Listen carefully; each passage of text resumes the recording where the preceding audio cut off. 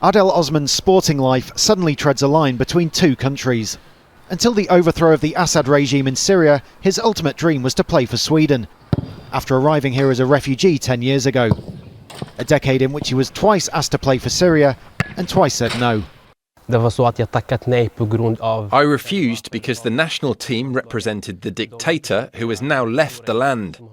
I said no with all respect to those who have represented the Syria team. But for me, it was personal. Born in Latakia, Adel's career was interrupted by the journey to Sweden as a teenager. He now hopes once again to represent his homeland.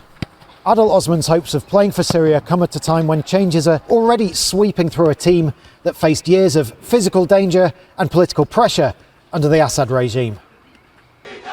The most immediate change was the disposal of the previous red kit, replaced by a national shirt in green reflecting the changes in Syria's flag.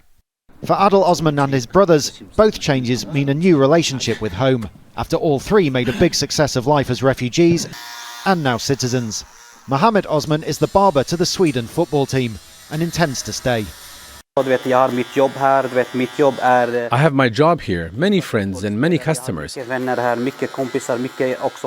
be great to go back and visit my family, but it's hard to leave everything I have here.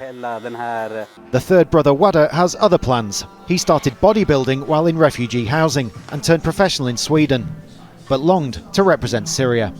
I never think to present any dictator regime or killer regime. So my dream, of course, to go back to Syria. I want as soon as possible to present my Syrian free country right now in all bodybuilding competitions.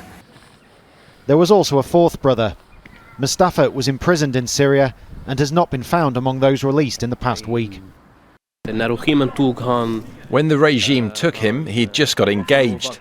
We believe that he has died in prison, like all of the others. Him. Whatever new lives and new hopes have been born out of Syria's tragedy, some things can never be regained. Rhys, Al Jazeera, Stockholm. Make sure to subscribe to our channel to get the latest news from Al Jazeera.